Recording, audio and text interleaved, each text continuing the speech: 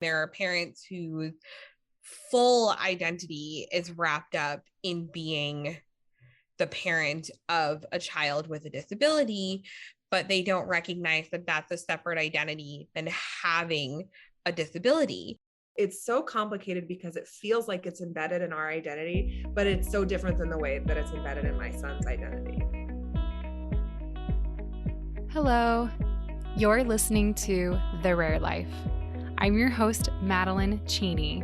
Today, I am honored to give you episode 85 with disability activist and author of the well-known book, Demystifying Disability, Emily Ladau, and Amanda Griffith-Atkins, the well-loved medical mama and therapist that was the guest in episode 81 about health anxiety. Yes, what a dynamic couple of guests. The title of this episode is a question. Should a child's disability be part of their parent's identity? This question guided our conversation. This is a controversial topic to explore, but so needed. And it may be audacious to say, but I hope this conversation serves as a bit of a softening of the defensiveness between disabled people and parents. As I talked about in episode 77, titled To Those Who Cannot Say I Wouldn't Have Them Any Other Way, there's a link in the show notes if you haven't heard that one yet. My son's disability is definitely the hardest for me when it causes him suffering or pain, as I'm sure is the case for each of you listening. And because his health has stabilized so much in the last couple of years, the current hardest thing is ensuring that he wears his eye patch each day as recommended by his ophthalmologist. He's sad. He says he doesn't want to, but he does comply. And, eye patch time is hard for him. It's hard for me. But one thing that has made it just a little easier and sweeter is using seaworthy disposable eye patches, the generous sponsor of this episode. The eye patches and port patches were created by a mom who patched her own child, and her experience shows in the design. They stick just the right amount. They stay on while they're supposed to, but they do come off easily when time's up. And to our delight, the patterns are super fun.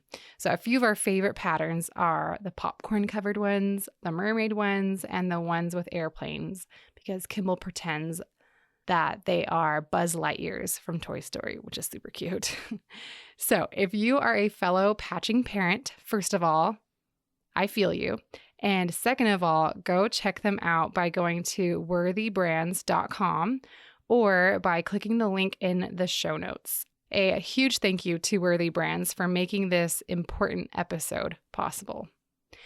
Okay, so in this episode, Amanda, Emily, and I discuss questions like, is it okay for us as parents to find identity in our children's disabilities? If so, where's the line? Is there a line? How can I respect my child's lived experience as well as my own? Can I share those experiences on social media? How can parents and disabled people soften towards each other and put down the proverbial weapons? This episode was originally planned to be a solo episode, but I realized that it's such a broad and important topic that I needed to bring in some outside perspective to the table in the form of Emily and Amanda. And I just want to shout from the rooftops that this conversation is just that. It's a conversation between three women with unique perspectives and opinions. And we do not pretend to represent either parents as a whole or disabled people as a whole. That being said, I encourage you to soften and become open to differing opinions and become willing to consider the perspectives shared. We're all learning. We all have things we can improve. No one is perfect. So please, please, please, please do not beat yourself up for being human. All right, let me tell you a bit more about our stellar guests, and then we'll get to the episode. Amanda Griffith Atkins is a practicing licensed marriage and family therapist living in Chicago with her husband and 3 sons, one of which has Prader-Willi syndrome. As I mentioned, she was the guest in episode 81, which I'll link in the show notes because you need to catch it if you haven't yet. It was stellar. I was grateful to include Amanda in this one as well, with her experience in parenting and her background in psychology. Amanda is a lover of dogs and live music. And our other rock star guest is Emily Ladau. And I'm sure most of you have heard of Emily, but for those of you who haven't, let me fill you in. Emily is a physically disabled, wheelchair-using woman. Her first experience with disability activism started at the young age of 10 when she appeared on Sesame Street. She's done many notable things, including co-hosting the awesome podcast, The Accessible Stall, and authoring the incredible book, Demystifying Disability: What to Know, What to Say, and How to Be an Ally. I 10 out of 10 recommend it to everyone. Everyone should read it. It is an absolute must read for all parents of kids with disability, in my opinion. I am a huge fan of Emily and was so honored to have her on the show. Emily is a lover of peacocks and theater. Let's dive in.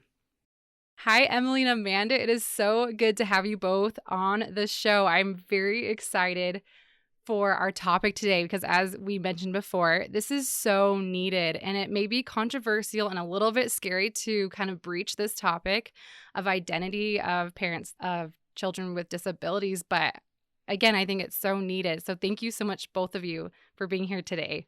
I'm excited to be here. So excited.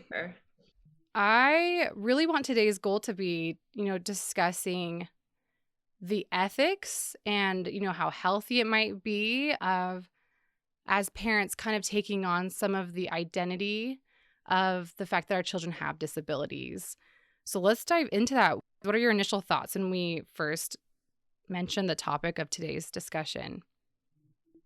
I think that there is a constant tension and division between parents of disabled kids and disabled people, especially disabled adults. And a lot of that has to do with the fact that instead of meeting in the middle, we do a lot of talking over one another, and we often don't really take the time to have more nuanced, in-depth conversations beyond taking shots at each other on social media. And so I think that there's a lot that needs to be unpacked around how we can navigate the fact that disability itself is very much a culture and a history and an identity, and that parents and caregivers absolutely have a place and a role in that, and do that while also honoring the fact that the experience of having a disability is different than the experience of being a caretaker of someone with a disability. So there's a lot to balance when it comes to having this conversation. But I think that rather than having these conversations, advocates and parents often just come from a place of defensiveness. So my hope is that today we can back away from those feelings and just really have a more open and honest conversation about what meeting in the middle really looks like. Yeah, I love what you said. I think you're so spot on. And I think as parents, for me personally, I can say I definitely realize now at the age of 39 and the mom of an almost 13-year-old of how ableism has been embedded in my sense of self, right? I was never even touched by disability until I had my son. Like, that's privilege, that's ableism, right? And so I think now I'm unpacking that and realizing disability has changed my life, but not in the way it's changed my son's life, right? And so I'm learning, how do I parent him in a way that's empowering and encouraging, but also acknowledging the privilege that I have, the privilege that I continue to have, and that someday when he's older, he may not be able to live independently, that takes on a very different meaning for him than it does for me. So it's so complicated because it feels like it's embedded in our identity, but it's so different than the way that it's embedded in my son's identity. Yes, I think that's so key. Like at first, when I would, read about different things on social media, and there would be disabled adults saying, like, oh, you shouldn't have identity in that.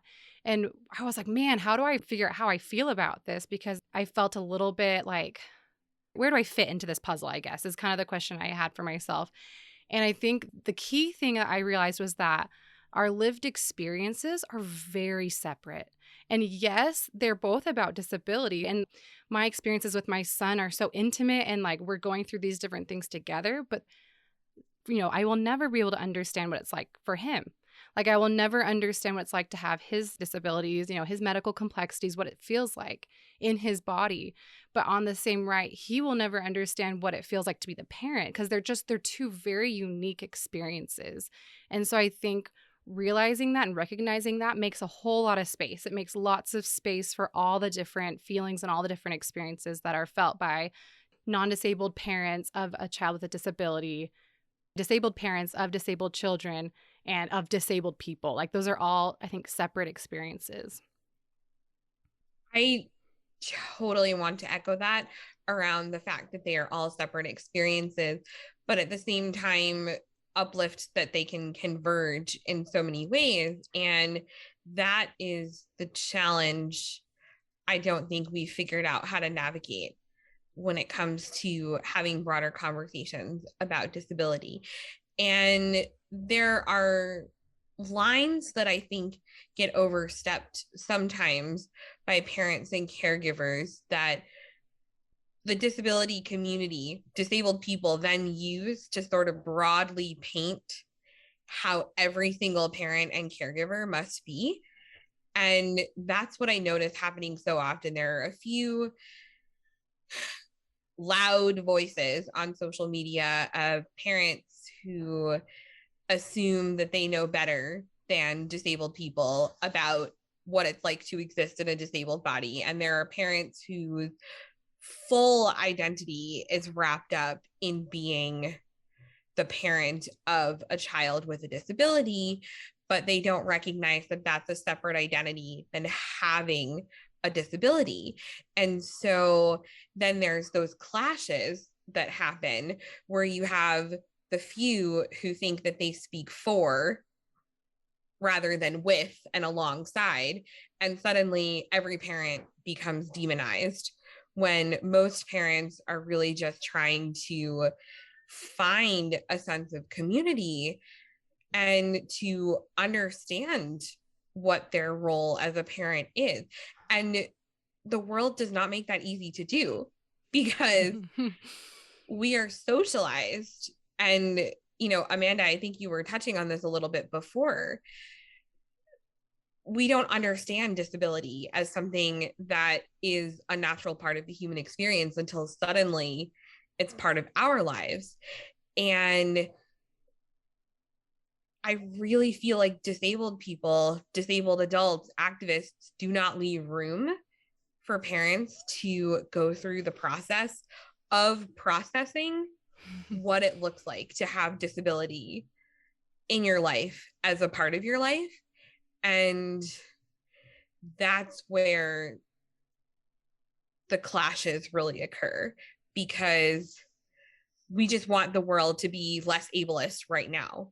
I want the world to be less ableist right now, but that's not going to happen until we also acknowledge that most people were socialized to be ableist in the first place. Mm-hmm. And we need to first work through those very complicated feelings before we can get to a point where we can have a healthy identity as someone who is a caretaker to someone with a disability. And so there's just a lot of layers here to navigating this. I mean, I could listen to you talk about that all day and just so appreciate your generosity in that approach. And there's something that you said that really resonated with me, which was that, there are the parents out there that are causing harm in their approach to processing it. And I was wondering if you would feel open to just sort of like expressing some of your experiences with that population, the parents that are causing harm. Like, what have you noticed? What kinds of things are they doing? What kind of things are they saying? Like, what are the things that feel most harmful that parents are putting out there? I appreciate that question because truthfully, I never want to immediately jump to accusations of harm, but I've also come across certain very, very vocal parent advocates who pop on to posts on social media posted by disabled people to correct their language, to tell them that they are, talking about a specific experience incorrectly, to say that they don't know what they're talking about. And I've had that happen to me so many times. And that I think is really painful because I'm not asking you to use specific language. A lot of disability activists do this. So I want to make this very clear. There are a lot of disabled people who are very, very staunch about there's one right type of language to use. I don't believe that. I think that, language is deeply personal, but because language is deeply personal, when you come on to my post and tell me that I'm doing it wrong, you're basically telling me I'm being disabled in the wrong way. And that because my experiences don't align with your experiences, that I must be the one in the wrong, rather than that we're two different people with two different lived experiences. And so I struggle with that a lot. And then there are also, the parents who come on, and this one's harder, where they say, hey, you're a verbally communicative, physically disabled person. My child is non-speaking and I have to speak for them. And, you don't represent me. And it's like, I don't claim to represent you, but I also want to ask you very sincerely, are you claiming to represent your child, or are you recognizing that there are multiple forms of communication and you don't speak for the whole of your child's experience just because they don't communicate in the same way that I do? So those are, I think, the two areas where I notice the harm happening most often is assumptions about what disabled people can and cannot do, and assumptions about how we should and should not refer to ourselves. Thank you. That's so helpful. And I mean, basically what you're saying is like, we can't go in assuming, of course, this makes sense. We can't go in assuming that we're an expert on disability when we're not disabled, right? In many ways. But neither can I. I also cannot go in and assume that I am the expert on all disabilities because I'm disabled. So that's where I think we lose each other. Totally. And I really want people to understand that. And again, like, I'm only speaking for myself here. I know that I'm not the same as every other disabled person, but that's the point. My approach to activism is different than other disabled people's. And I know that I don't speak for everyone. And I know that I can't go in and correct you about your experiences. I can talk to you maybe about how you're presenting those experiences. That's probably the third thing that I just thought of is parents who are heavy oversharers to the point where they're divulging all of their child's most complex medical info in social media posts. And I'm like, would you do that if your child was not disabled? And would you do that if it was you? Like, do you want a photo of yourself without clothes on social media when you're a teenager? Yeah. Stuff like that. So, but then there's the assumption that I'm correcting their experience when actually I'm just saying, your experience is valid. Just maybe let's think about how you present it. Yeah, I love all of the stuff you guys have been saying. This is so awesome. I think that's where it really comes in. I think it gets confusing for parents because we're like, oh, where do I end and where does my child begin sometimes? And I think that is where it is so important to remember that our identities are separate. Like our identity can be, informed by our lived experience of, oh, I have a child with a feeding tube. So I'm, maybe, I don't know what you would call this, but like a feeding tube mom. So I'm always bringing, the feeding equipment with me and that's a big part of my life and stuff. But then to remember the separateness of like, but I'm not the person being tube fed. So I can speak to the lived experience of, being the caregiver of that, but I cannot to the person who is receiving that. And I think trying to keep those two separate of like, I can talk about my lived experience all day, but I need to make sure I honor my child's lived experience and their own autonomy of like being able to divulge what they feel like they want to divulge. And I think sometimes that's hard. And especially when the child is younger or, they maybe have intellectual disabilities where you might be like, oh, well, like, I don't know. Like, I feel like there's less separateness. But as my son is 3 and as he's getting older, I'm feeling more and more like, whoa, I need to like really evaluate everything I'm sharing because sometimes those details are part of my story. But then to be like, hey, what are ways that I can separate the two and not have to divulge the details? Just to be like, kind of reference something vaguely and then talk about, okay, this is what it felt like for me. So I can still own my own experiences while respecting his privacy. And that's hard because you are also a human being who is also in the midst of whatever is going on in your life. And you're looking for support and solidarity and you want to talk about it. And I think coming from a place of wanting to respect your child is the best thing you can do for yourself and your child, because down the line that will create that level of trust between you. I've got your back. I'm not here just to share your personal stories on social media.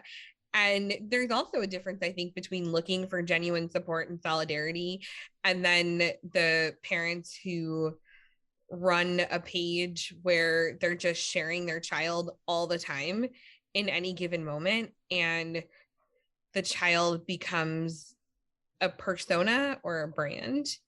And you tend to forget that they're a real person also going through a very deeply human experience. And so again, it's a lot of like gray areas, fuzzy lines. And I am very much willing to separate out people who are genuinely looking for community and people who are seeking attention. And maybe that's where I'm getting controversial here, but I do think there's a real difference.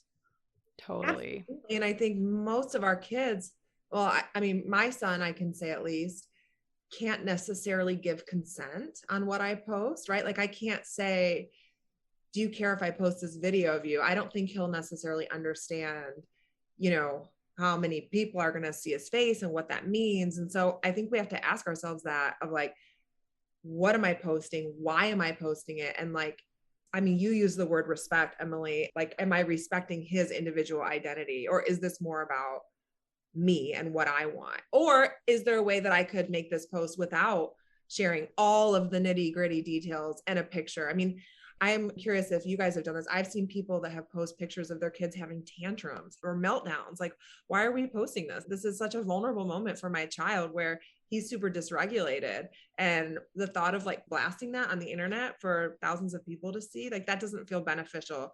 Could I just write, my son had a really bad meltdown today and I'm struggling. Does anyone have any feedback? Right? Like, so I love your idea of like being more respectful and thinking about the idea of consent and erring on the conservative side. Like, why post it if there's any question?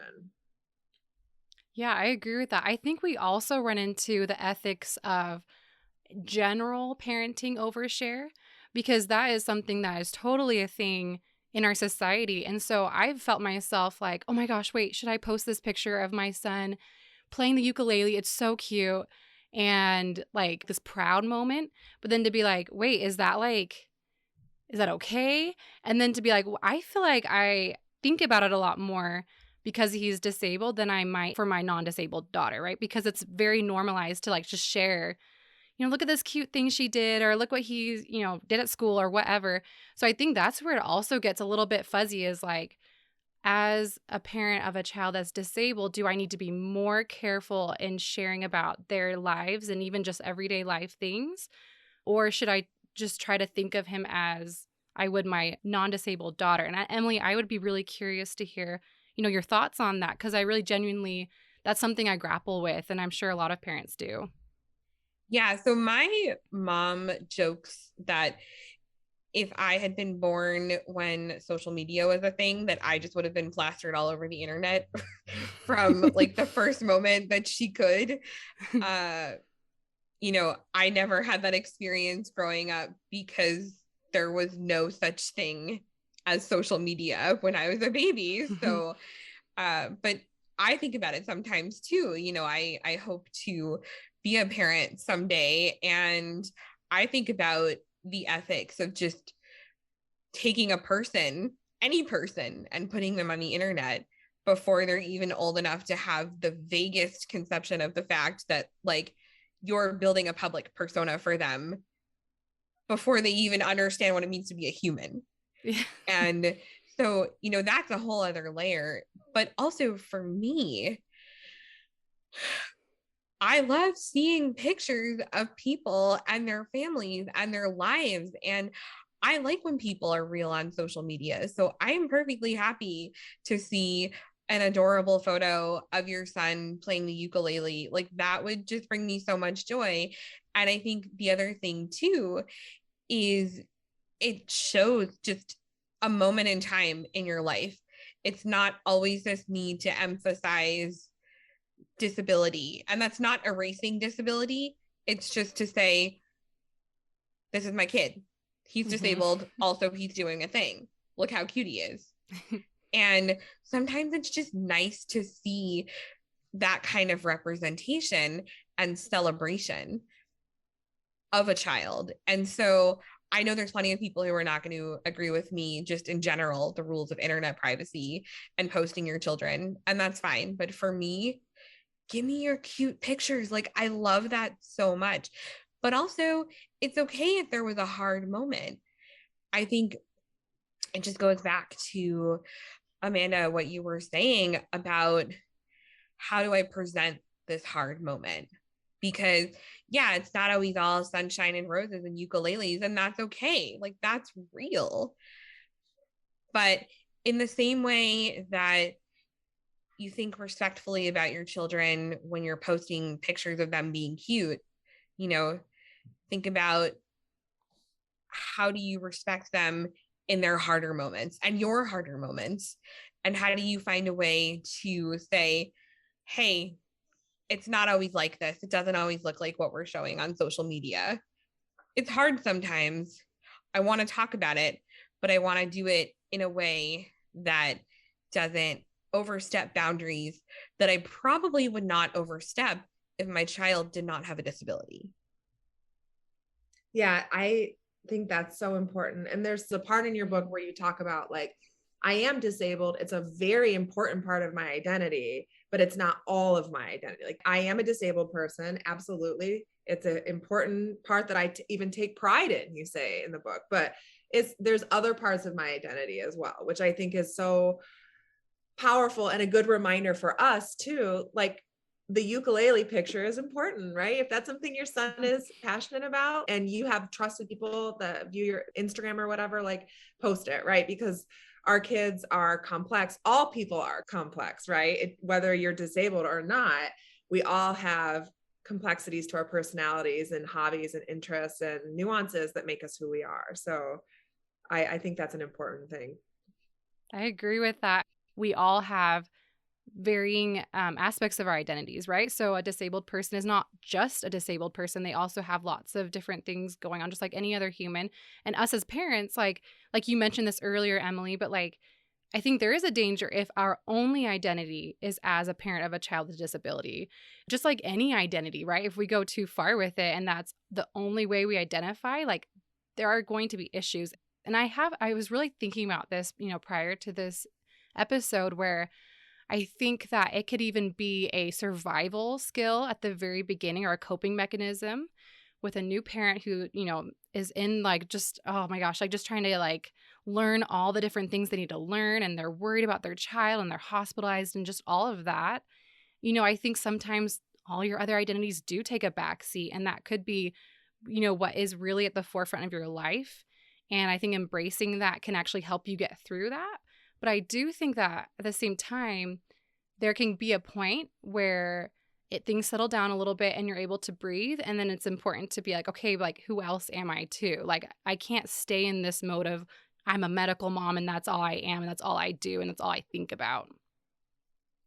That point about survival is absolutely true, I think, because we let caregivers of disabled people fall off a cliff so often. We don't talk about disability in general. It's seen as taboo. It's not taught about in schools. We barely acknowledge it unless it's somehow already a part of our life.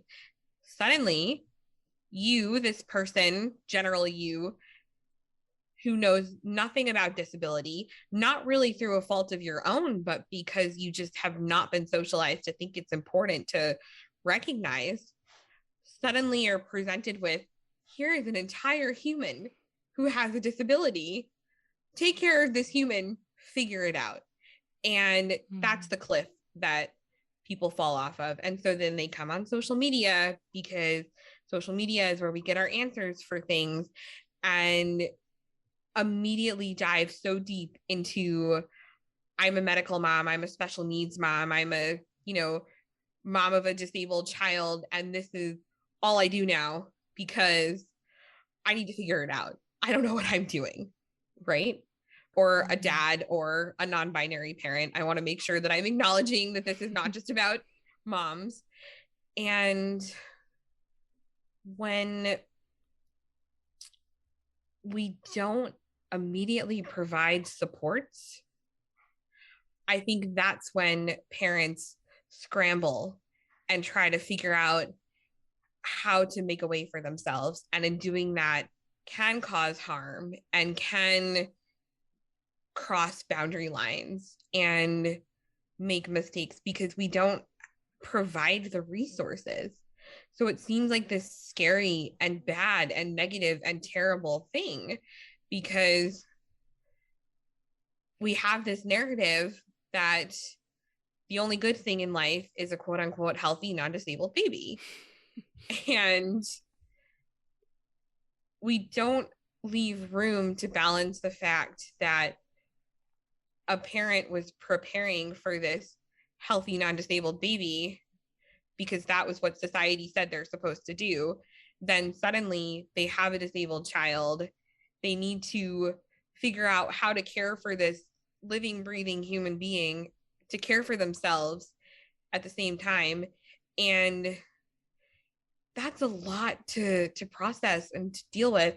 And so I can see how you can jump immediately in the other direction, and it can be a little harmful. So why aren't we as a society providing supports and resources at the outset so that this doesn't happen, so that we don't have frightened, quite honestly, clueless parents who are like, I was not prepared for this.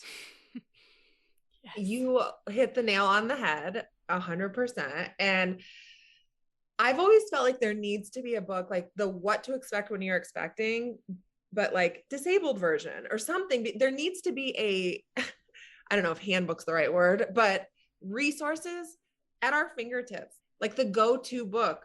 I mean, I always joke, like What to Expect When You're Expecting has like one chapter in the very back of the book that's like, if there's complications or having a child with a disability or something like that. It's like the smallest chapter and it's all the way in the back of the book. And so that's what we get, right? That's what we get when it comes to, okay, I just had a child with a disability. Now what? How do I navigate the medical system? How do I navigate early intervention? How do I care for myself? Like, can I quit my job, or how do I make money when taking care of this child's a full-time job, right? And so you're so right. The resources are so limited.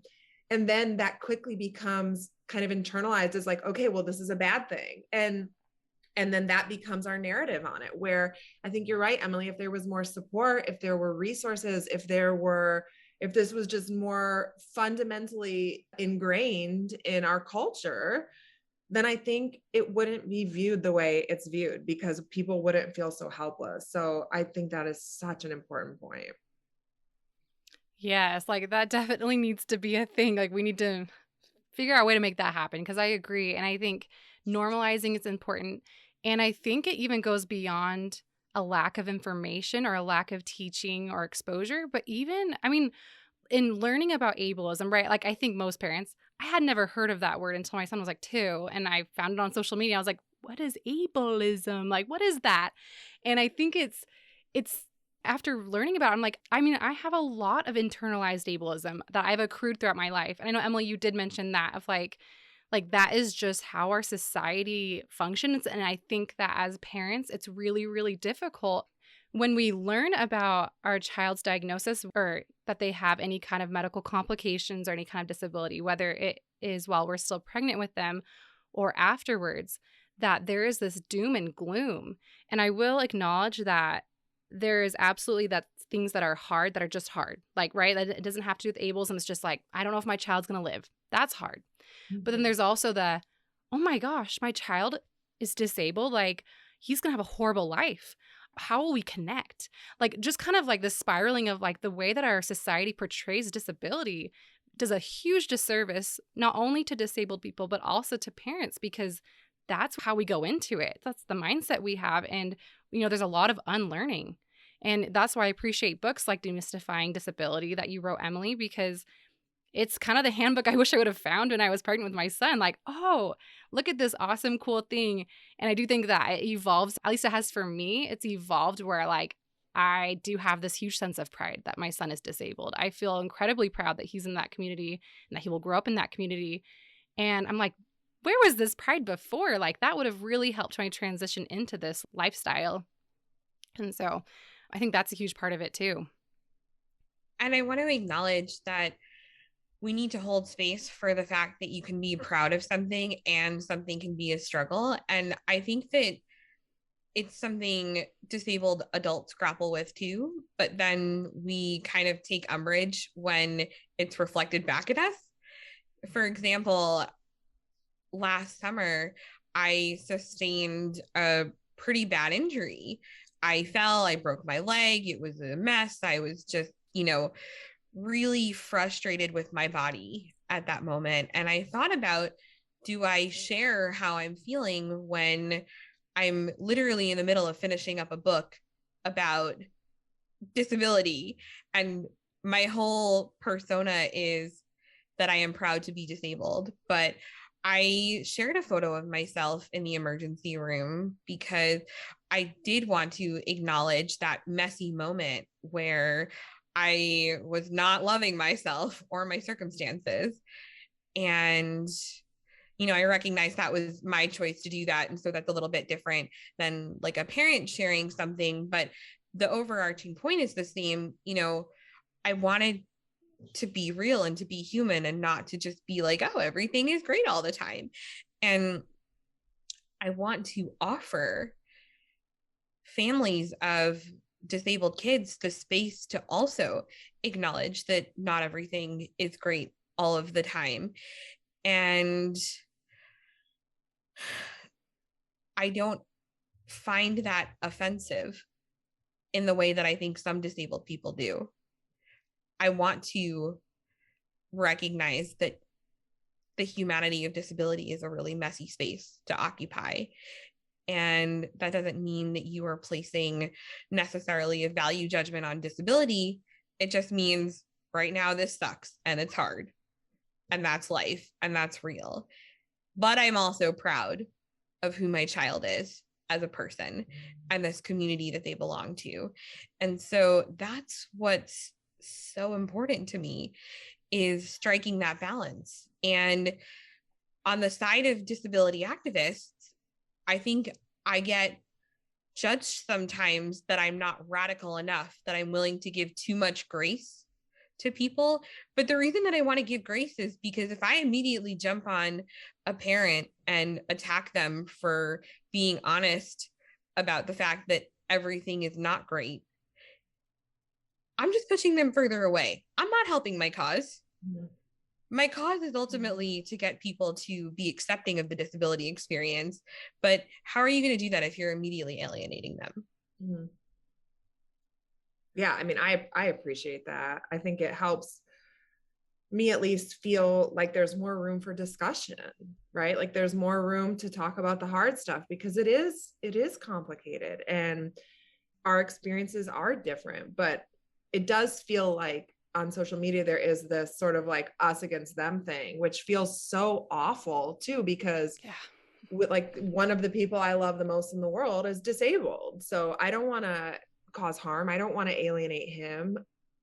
And we acknowledge as parents that we're in a power position where we can cause harm, right? So we have to do our own work to process it, show up, be loving and authentic parents, and also just continue to do the work of unlearning ableism, which is so deeply rooted in our culture.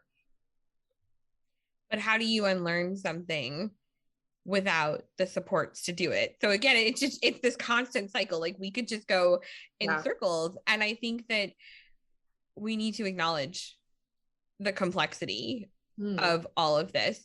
The fact that there is a lack of resources, and the lack of resources contributes to the attitudinal barriers, and the attitudinal barriers contributes to the tensions between groups, and it just builds on itself. So I'm interested in getting to the root causes. And I think a lot of those root causes are, first of all, the lack of resources. And second of all, the fact that, you know, maybe I'll get in trouble for saying this, but I think that some activists really alienate people who are just trying to do their best and figure out what it means to understand disability. Emily, I'm feeling so emotional hearing you say that. I think this has been a huge source of anxiety for me, and probably for a lot of parents, in feeling that hostility and being like, where do I fit in this? And how the heck do I raise my son in a way that's appropriate and best for him and best for me and honors both experiences? Because it's very emotional. Like it's very difficult to feel, I mean, like Amanda was saying, like my son is disabled. So to feel like, well, the disabled community hates me, or they probably think I'm so ableist, or, oh no, I'm doing this wrong. Like, I think that is really just a very difficult position to be in. And reading your book, I mean, when I got it, I'll be honest, like I kind of had the defenses up, like, okay, is she going to call out parents? You know, is she going to talk about, you know, how we should never mention, you know, our child or whatever, you know? And in reading it, I was like, oh, she's just educating. Like she's being firm and direct, but not being like accusing, and leaving a lot of grace for things we just were ignorant about and are learning about.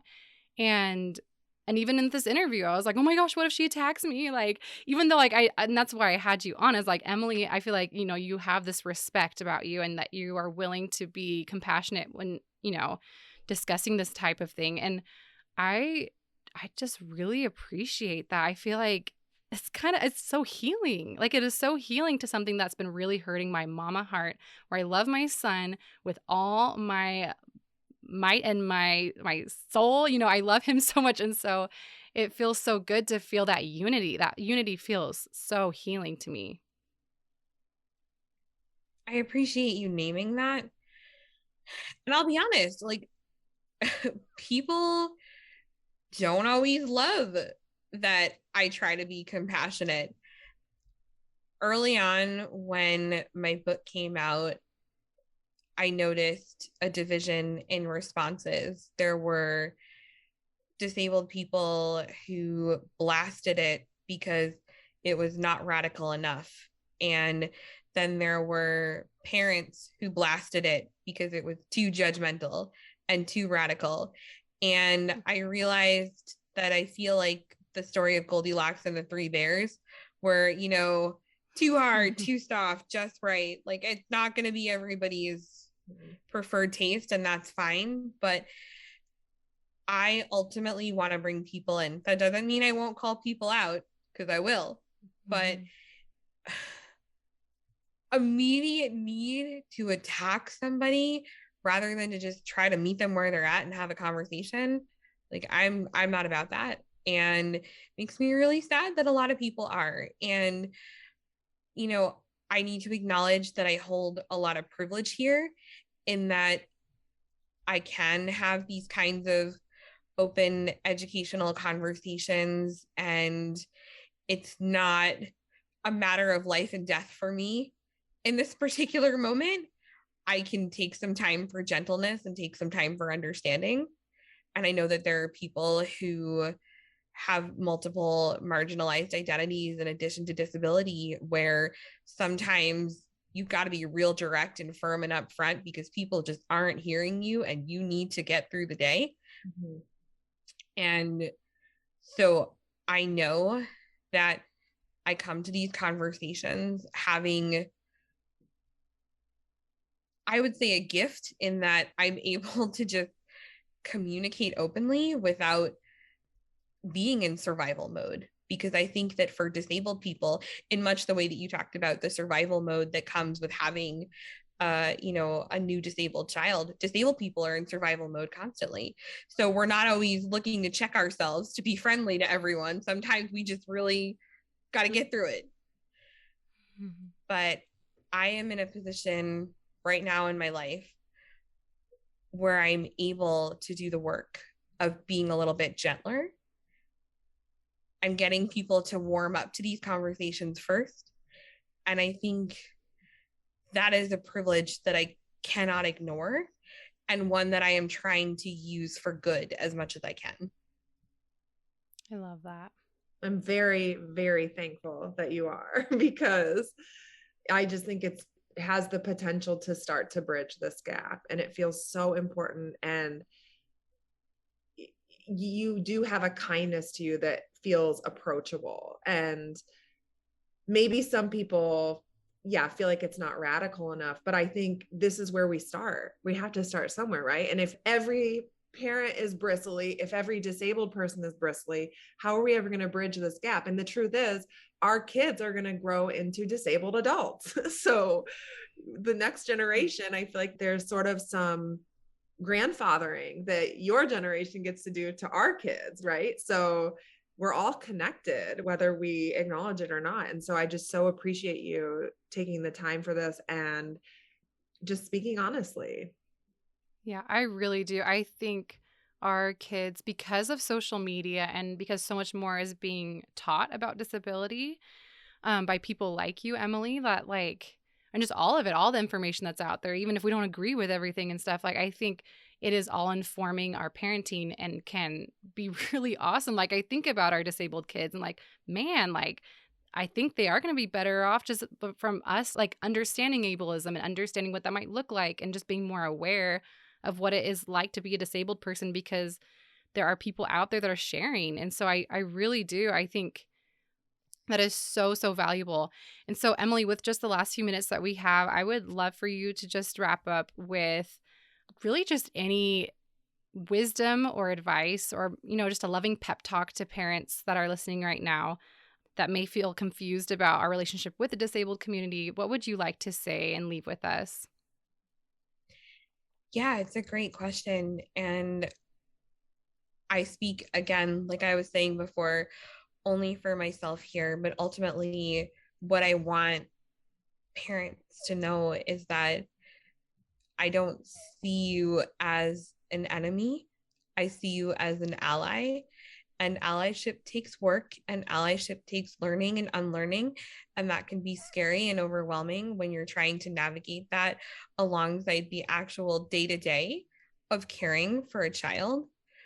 But I also think that by embracing the disability community, by ensuring that your child sees disability representation, by showing that respect for your child's autonomy, no matter what type of disability they have, you're only going to make your experience as a parent and your child's experiences as a disabled person better in the long run.